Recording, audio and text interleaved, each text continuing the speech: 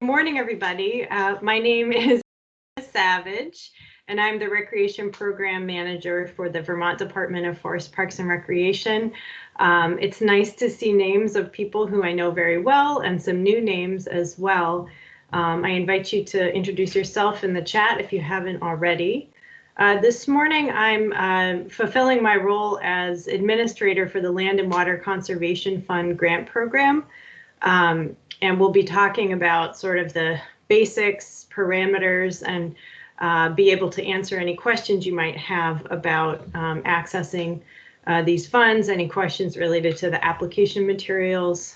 And if you haven't seen it, which probably most of you have if you found your way here, we have a web page, which I put in the chat as well, where you can access the application, the budget spreadsheet. That's what we need to receive from any applicants, both of those things by December 14th, as well as the application guidebook, which is kind of your cheat sheet as you fill out your application. If you're like, man, I don't know how to answer this question, the guidebook should at least attempt to help you answer it. And then if you're really stuck, of course, you can always email or call me anytime. Or maybe we'll get to it in the webinar today, and then you'll have everything you need in order to fill out an application. So some of you know this and have heard this spiel before because you're past applicants and or recipients of a Land and Water Conservation Fund grant. But the Land and Water Conservation Fund is a grant program that is administered by our department. Some more people are coming, so I'm just going to make sure I keep letting them in. Administered by our department, it's funding that is apportioned to state who is eligible to receive it from the federal government through the National Park Service. We have been administering this program since the 60s and have hundreds and hundreds of locations around the state that have received this Land and Water Conservation funding in the past. The eligible applicants or recipients of these funds are municipal entities. So in Vermont, that's school districts, that's Parks and Rec departments, any municipal department can receive it, a town itself, a fire district. We have a couple of recreation districts, and I see some folks representing a couple of those here, like the Winooski Valley Park District, the Mad River Recreation District, where multiple towns have basically pooled their rec department resources and said, we're gonna be this municipal entity providing recreation services. So that's really the audience and recipients for these grants. So that's a little different than other grant programs where there's a broader range of recipients available who can apply. Now that doesn't mean that if you have, if you're a private citizen who's just really interested in like getting your public playground revamped, that's really great, and I'm sure getting the town interested will be something that you could play a role with, and we see that a lot where there's either a nonprofit group, a citizen group, a friends of group that's like, hey, we want to help make sure that the town or the school can get this grant. So that's definitely something that that happens quite frequently, but in the end, we need to be working with the town or municipal entity to be able to grant funds. And in order to have the application be considered eligible, it has to be certified by that entity.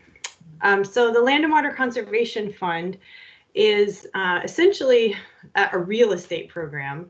And that means that if you accept funds on a site to either acquire property or to develop a property, it permanently encumbers, which is a legal term, that property, Cindy's smiling, that property for outdoor recreation purposes in perpetuity. So that's the whole point of this program. Was some really brilliant people got together in the 60s and realized that we needed to have more public parks, especially in urban areas, and that this is a really powerful way to guarantee that states could have access to funds for local projects that provided outdoor recreation in perpetuity for the public. So that comes with ongoing responsibilities. The state is the ultimate responsible entity. So when we seek these funds from the National Park Service, we get a grant. So the National Park Service says, great project, you used your ranking process and chose these projects. I send a bunch of application materials that you don't ever have to see to them, and they give us a grant. So they say, here, state of Vermont, here's a grant for this project, and then we turn around and give a grant, a sub award to the municipal entity. So there's essentially two documents, and your grant would contain the grant between the state and the National Park Service, because those responsibilities are shared, right? So we really don't have a floor or a ceiling on these grants, but they're 50-50 grants. So 50% match is required. They're federal, so the match funds need to be non-federal. They can be private funds, state funds, local funds. They can be donations in terms of labor or materials, in-kind services, and all of that would need to be documented, but you don't have to have your match completely lined up when you apply. So it's good funding to think about for first funds in or last funds in. What you do need to have is a really compelling project that you've thought out really well. And because of these sort of ongoing permanent responsibilities to keep your park, quote unquote, or playground or whatever your project is, open and available and in really good condition for the public forever and ever, in my mind, that means you want to think big when it comes to LWCF. So again, there's no floor, there's no ceiling, but I always advise that you want to think of projects that are at least $100,000 total project cost before you'd come to us. And again, we've given grants for less than that, and we've given grants for more than that. But that feels like a pretty good spot if you're going to have this permanent responsibility to be thinking of these funds. Plus, usually people are coming to us at a time where they have a higher cost project. They have to completely redo their pool or their playground or their recreation fields. So that leads me to the other important point is LWCF is for outdoor recreation purposes. So it's not for indoor recreation purposes. It's not for private outdoor recreation purposes. It's public outdoor recreation access. So that can be everything from relatively passive access, hunting, swimming, trail-based outdoor recreation, all the way to highly developed outdoor recreation locations that are more like a playground or a set of municipal fields, basketball courts, tennis courts, skate parks. There's a whole list of examples of outdoor recreation projects. And if you're thinking about a project that is, I wonder if this is eligible, that's a conversation that I'm happy to have with any of you. Typically, we get a lot of interest in our applications because we do them every other year. We try to have enough funding to make it worth everybody's time to go through the process of applying. As I mentioned earlier, our applications and budget worksheets are due on noon on December 14th. I really prefer to receive them as, especially in this day and age where I am working from home as our all state of Vermont employees, as a PDF document or a Word document, basically something that isn't scanned, because it helps us complete the paperwork we would need to complete in the long term. I just let somebody else into the meeting. So the application materials are due December 14th. Before then, we ask you to consider a couple of things. Reaching out to the permit review specialist. We do request a permit review sheet to be completed for each project. That just helps us meet our obligations for environmental review. And once you get a permit review sheet back, which is state level permits, the permit specialist basically says who to talk to next. You know, if there's a wetland in the area, they'll say talk to the wetland specialist.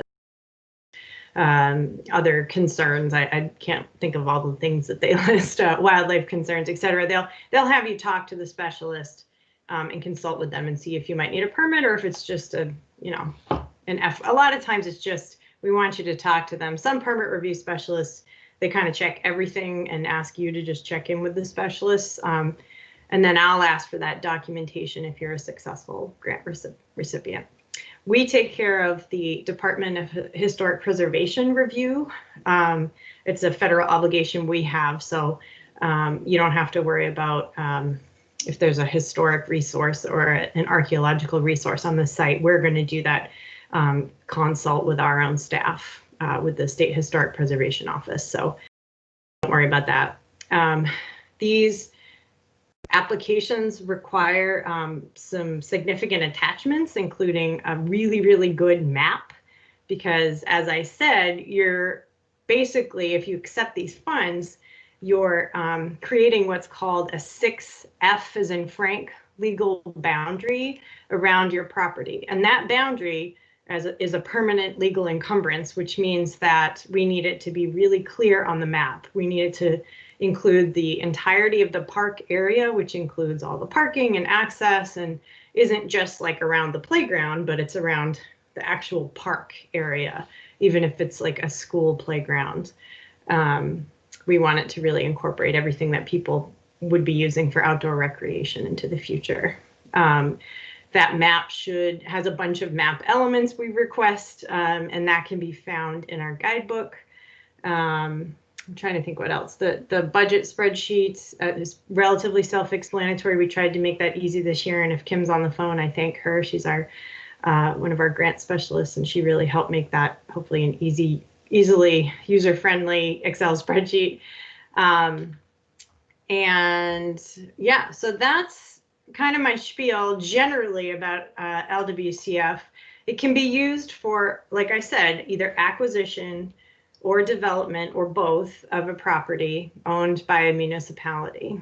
If you're going to use it for acquisition, again, it's a 50-50 grant, and it can only be used for the actual purchase of the property. It can't be used for any of the legal fees or any of the legal work that needs to happen for acquisition. It's just that actual purchase. With an acquisition, you really have a good appraisal done. It needs to be done to Yellow Book standards, and because of the way that our state system works, it needs to be done as a two-step process. So you need to have an appraiser do your Yellow Book appraisal, and then you need to have an appraiser certify that it was done to Yellow Book standards, which are the federal standards for appraisals. And we would like that appraisal submitted as close to your application deadline as possible, because that helps us avoid any surprises when it comes to estimates that might not be up to date in terms of acquisition costs. Because once you say to the National Park Service, our property is worth, our project is X number of dollars, you're only going to ever be able to get 50% of those costs. And so you want to have a really good cost estimate when it comes to especially acquisitions. And if folks are thinking about acquisitions, I invite a one-on-one conversation because I know that those can be relatively complex. Some of you on the phone have been through them with us. So we will need to know all the legal interests, all the other interests on a property, whether it's acquisition or development. So let's say your property has, I don't know, like a utility easement or some other kind of legal right that another entity holds. We also need to know about that. And I'm trying to think what else I'm leaving off. Anyway, I'm going to pause there. why don't we, there's a lot of people, there's about 20 people in this meeting, so if you would like to ask a question, there's a hand raising feature. If you look at the top ribbon, if you're using this on a desktop, it should be relatively easy to find. You can just raise your hand and then I'll call on you and you can ask your question. Sound good? Okay, I saw John Adams Kolitz. I'm sorry if I'm mispronouncing your last name. Kolitz. Hi, Jessica. Hi. Do you look at an application for a project within an existing 6F in any different manner than one, say an equivalent project in a non-designated 6F? I look at it with a semi-sigh of relief because the boundary, the 6F boundary is already established. So if from an administrative standpoint, it's easier to say, okay, this is an existing 6F boundary. It doesn't have any impact on your scoring as a project. So if you've received LWCF funds in the past, it doesn't have any bearing on your ranking. But it makes it easier to make a 6F boundary map. Does that answer your question, John? I think so. And so the overt goal of the program really isn't to get more parcels under 6F. It's to, I guess that must be part of the goal of the program, but also to further and enhance the recreation viability of existing. Is that a fair? Yep. So redevelopment of an existing LWCF site is something that happens very frequently with this program because time goes on, it's permanent, right? So, 25 years after you built your pool, you might have to redo your pool. That happens a lot. If the original 6F boundary was insufficient, and that has happened where I don't know why at the time they just encumbered this tiny little sliver. We would want to make sure that we expanded that 6F boundary to include the actual park, the real outdoor recreation parcel. So, and that has happened where it's like, I don't know why they just encumbered this little playground when clearly there's an entire outdoor recreation park area here. So, but that's not the overt goal. The goal is to provide high quality public outdoor recreation permanently for the citizens of each state. Okay, thank you. Of course. Cindy? I think you're muted. Great. All right. Oops. Hey, Jessica. So question I have is about splitting projects as far as funding goes. Yep. So for our project, as you're familiar with, because you've been in communications for a while on it, is the accessible playground at Oakledge. Mm-hmm. But we also have designs for an accessible beach access there that we're looking at potentially putting into the project as an accessibility, basically look at Oakledge. We're still finalizing the matching funds for the accessible beach access. Are you able to put in an application that includes two parts to it if you find out, say, in January when the city, kind of looks at how did all the FY21 projects flesh out? Is there enough capital money to support the match? Are we able to apply for both with that sense if we aren't sure if we'll have the match for the second part of it? You can apply for what you think is the right project for this program. And you would be ranked on the project, including all the elements, right? So once you've said the projects are part of your application, it really needs to stay part of your application with a few exceptions. Okay. So yeah, I would think that adding too much that really isn't going to actually get funded or be feasible might be it might just hurt the other side of your project.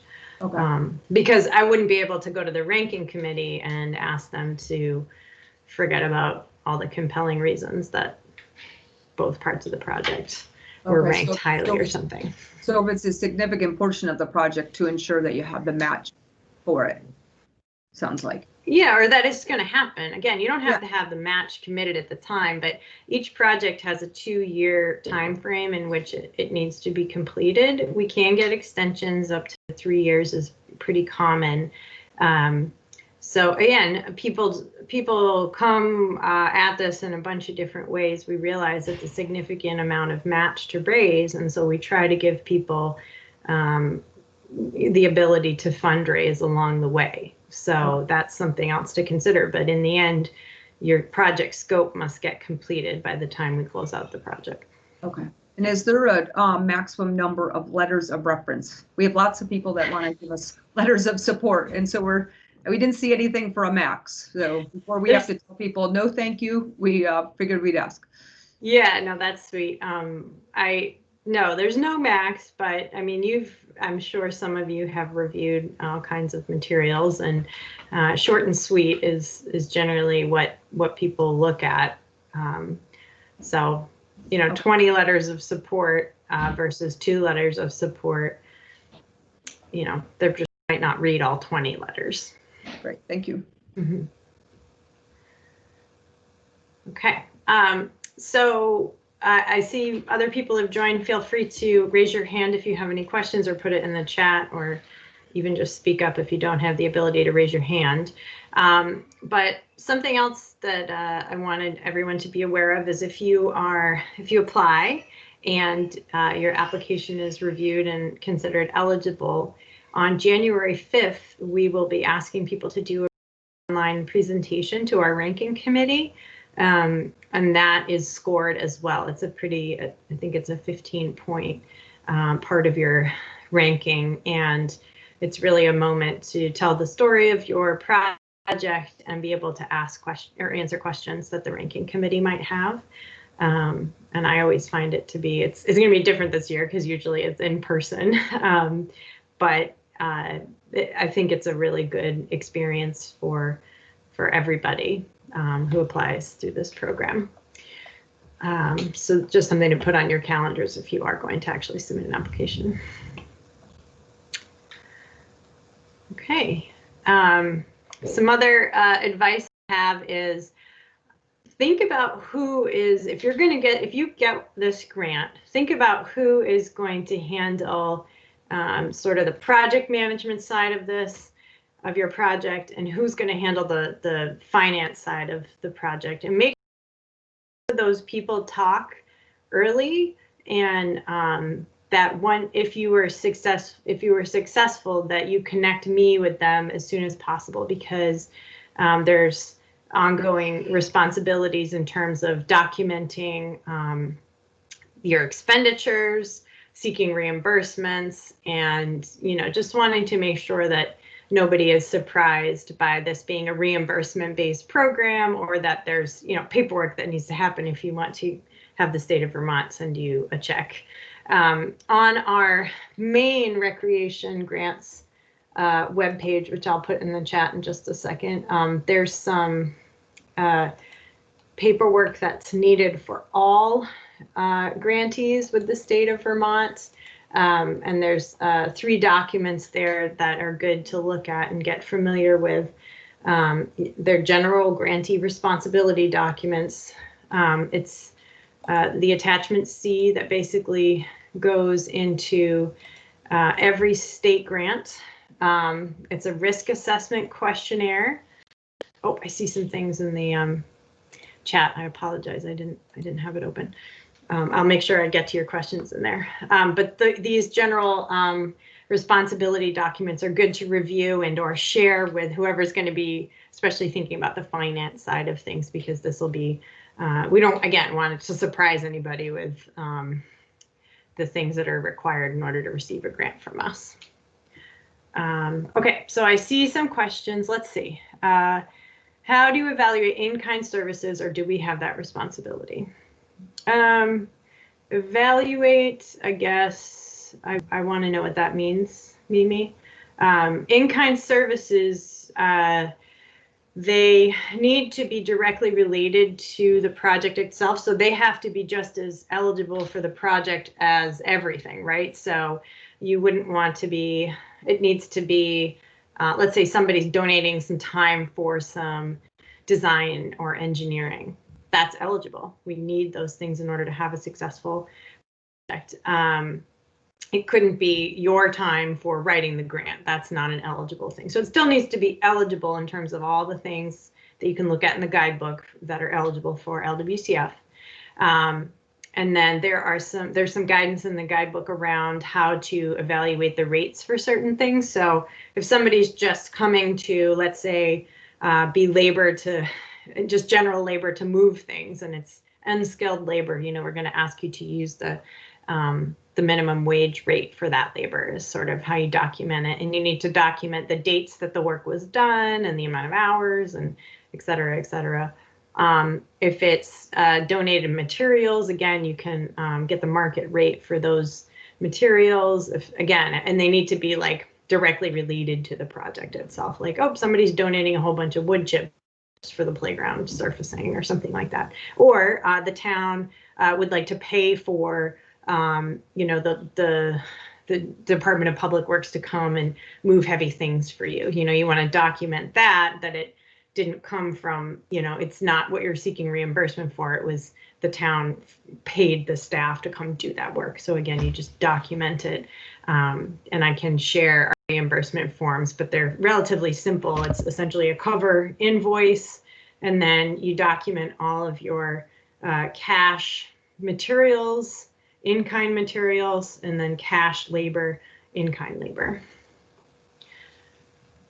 Yeah, so, and depending on your responses to the risk assessment questionnaire, you'll be rated in terms of your level of risk as a grantee. And again, that's nothing, it's not a judgment on your community or anything like that. It's just something we have to do. And so that risk level directly relates to how much documentation we ask with each reimbursement request. So with some grantees, we're going to want to see things as granular as canceled checks and all the paid invoices. And often that's the case. It's just kind of the way we do business. But that is something that we will let you know what you need to submit with your reimbursement request. It'll be right in the payment provisions of your grant, how to seek this reimbursement. So again, you need to front all the money, all the cash, all the things that you're paying up front, and then you seek reimbursement from us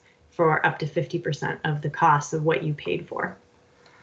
Okay, you get the date, Cindy, on the presentation on the 5th. The general categories for the scoring criteria, absolutely. So that's right in the application itself. We tried to make it pretty clear with each section what you were getting graded on, essentially. So, and that starts on page 9.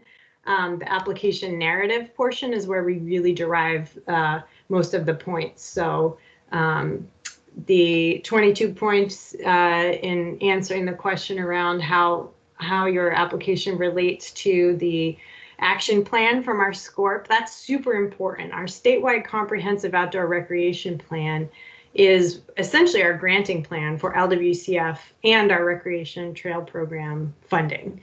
We've told the federal government this action plan, we're going to be seeking to fund projects that help us accomplish our action plans, our goals and objectives in our action plans. So that's directly in the guidebook. You can find, I just pulled it out for you. You don't have to go searching in the plan, although you are welcome to. It's a lovely plan. And so when you go to that section, you just really want to find the actions and objectives that are most closely aligned with your project. And I see people sort of saying, oh, we just generally meet the action plan. No, be really specific. Say how your project can help us tell NPS that we're meeting the goals of our action plan. And then other plans, well, they're pertinent plans, that's a big chunk of points there at the beginning. And then public involvement and project need.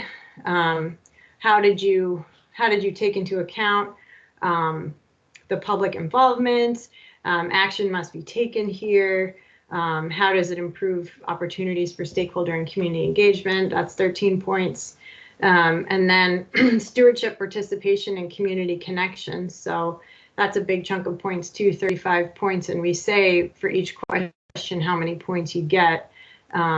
And just generally speaking, like I mentioned with the letters, you have 5 people reading many applications. So really short and sweet and powerful for each of those. I didn't put a word count limit.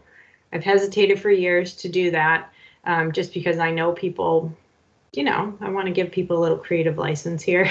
But my advice is a couple of paragraphs for each answer and really focus on answering the question. With examples and exact specific information about your project.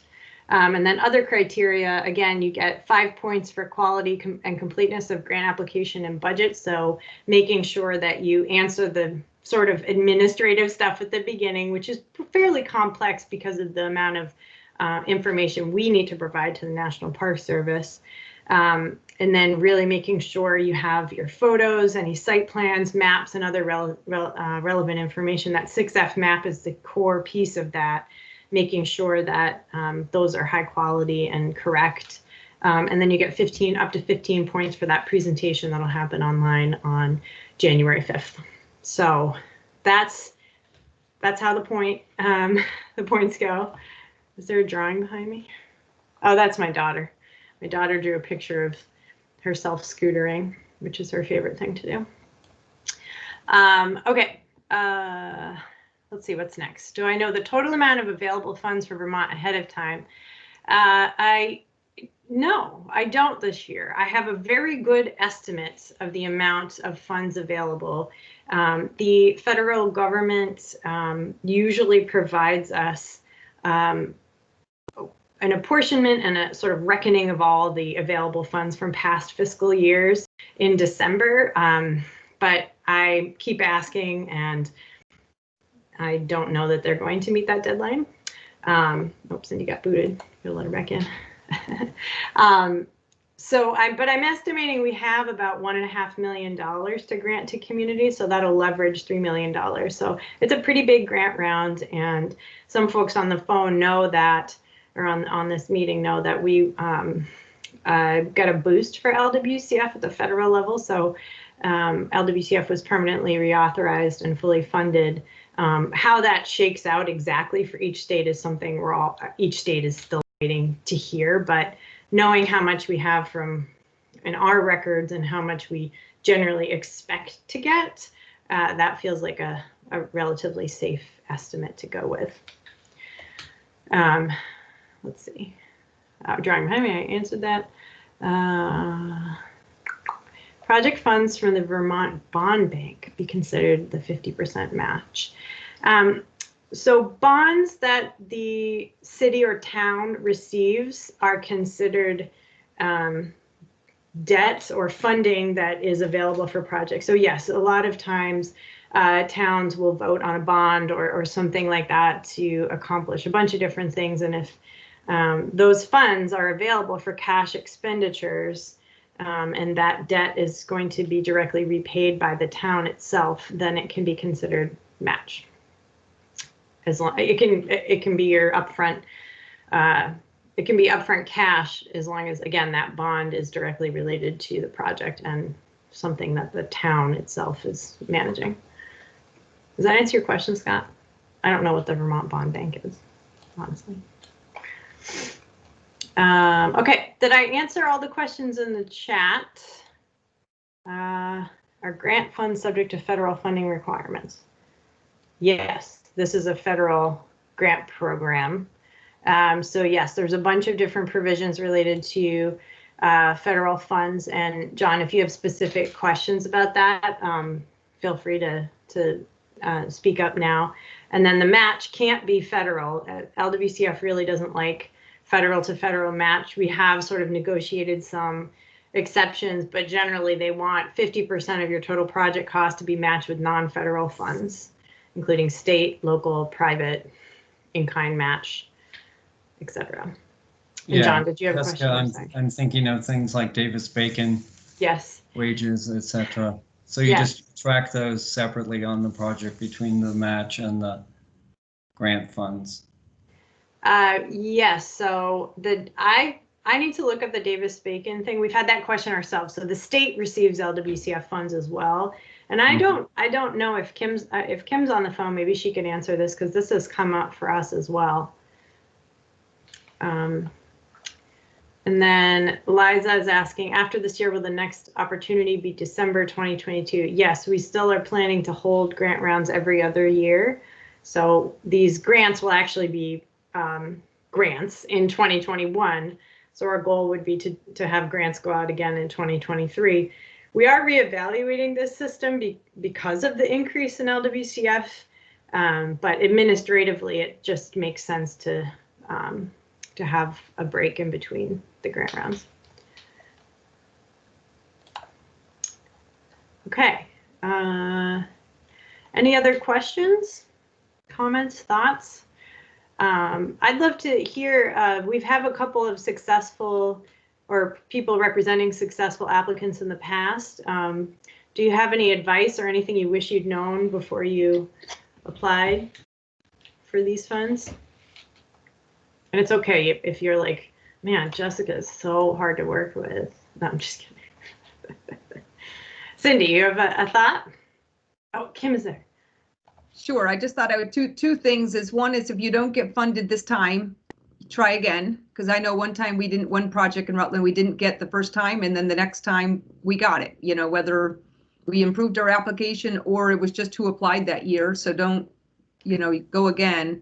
And then as I put in the chat box, as someone who's scored the grants, it's critical that you answer the questions because that's what you're scoring. Yeah. Yeah, exactly. And the people who are scoring these grants, you know, they represent some of your own people, but they also have some of the reps really are not outdoor rec, like Parks and Rec people purposefully. So we have people representing planning and conservation and other roles on that committee. So think about it. For an audience that might not be a Parks and Rec director or a school playground manager. So that's something else I wanted to mention is in Vermont, we are able to apply LWCF funds to school playgrounds or things on school grounds, but the same public purpose must be met, which means that while you could limit public access during school hours, that's fine. Whatever facilities you would develop with LWCF need to be open and available to the public, at least in a reasonable amount of time otherwise. So again, and that's really up to each site. Some sites there, you know, really it's school days and after school, it's for those purposes, but every other time, you know, during the summer, weekends, evenings, it's available for the public. So just something to consider. So John, Kim and I will revisit the Davis-Bacon question and get back to you. Yeah, that sounds good. Sure. Thank Okay, any other thoughts or questions? Looks like yet another Burlington person may be typing a question.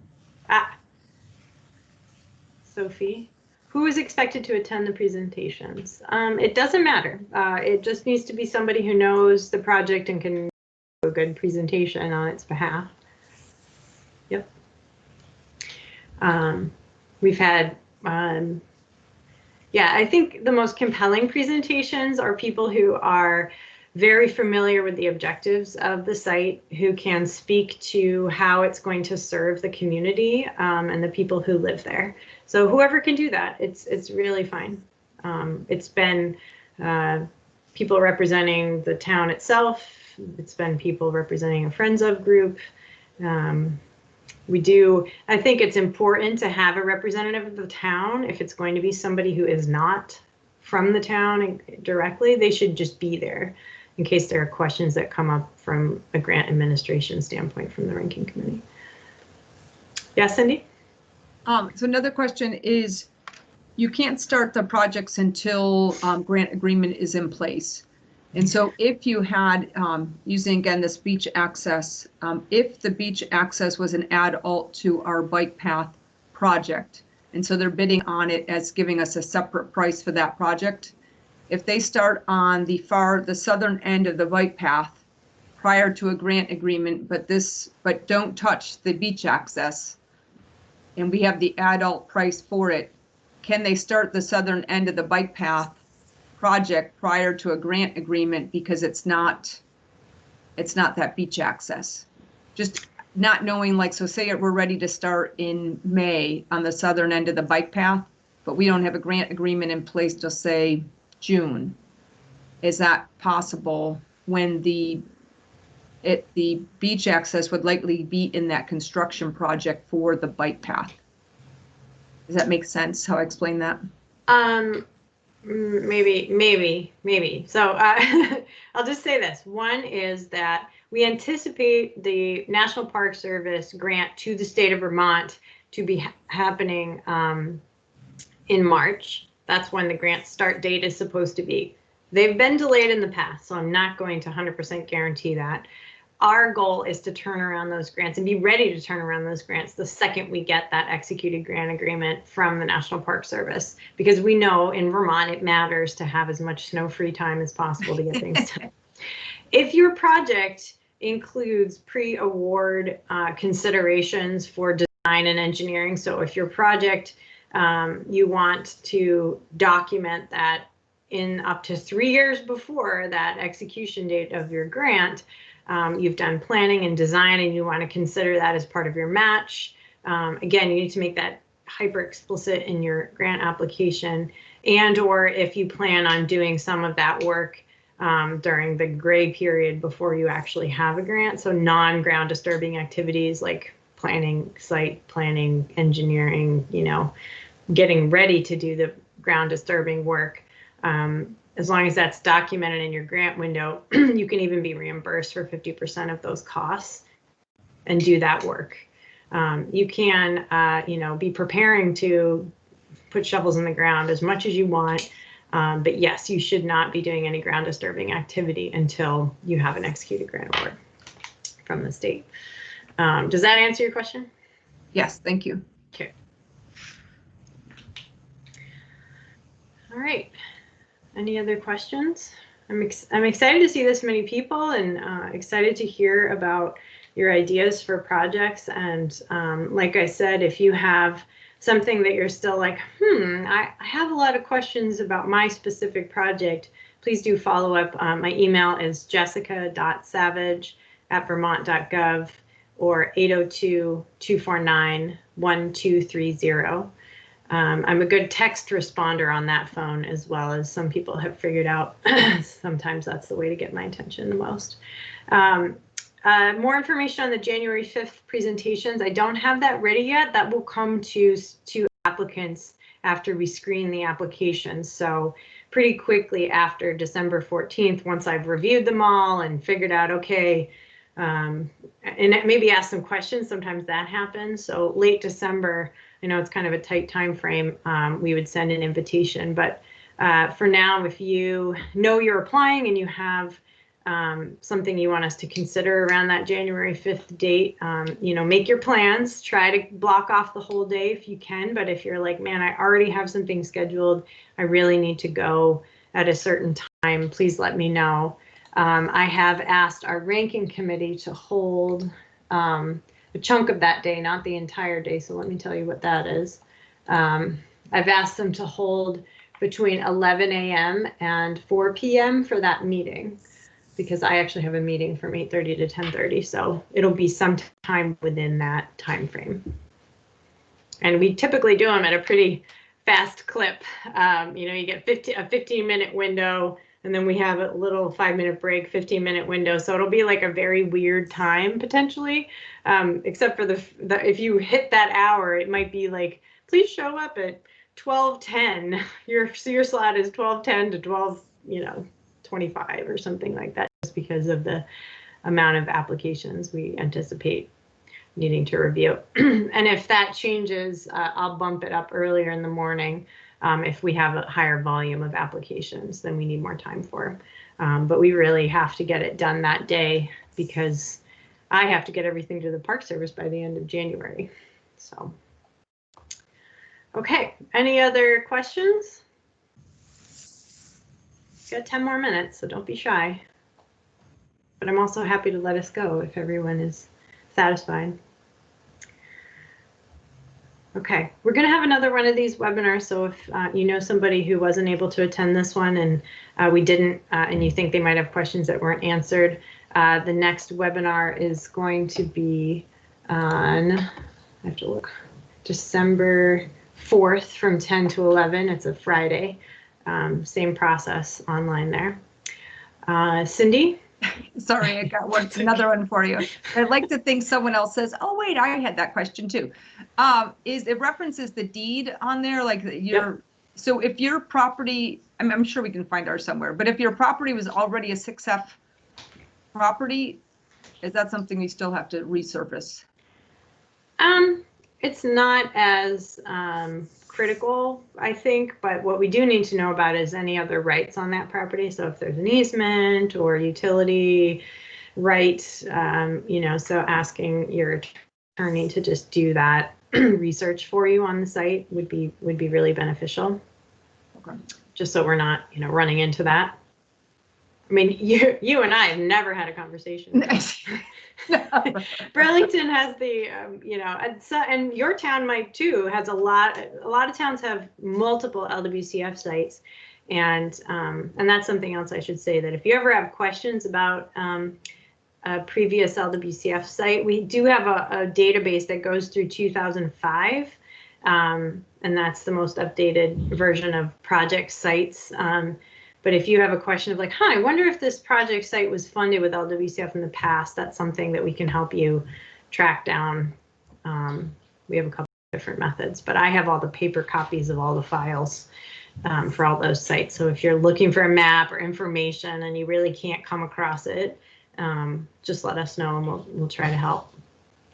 With the caveat that we are working remotely right now and it sometimes takes us a little while. So if you do know that, letting us know that now would be really helpful so we can make plans to go to Montpelier and get it. Okay, well, thank you. Thank you all so much. And again, please be in touch with any questions. And I look forward to reviewing some excellent applications this year. Great. Thanks, Jessica. Thank you. All right, take care, everyone. Thank you. Bye-bye.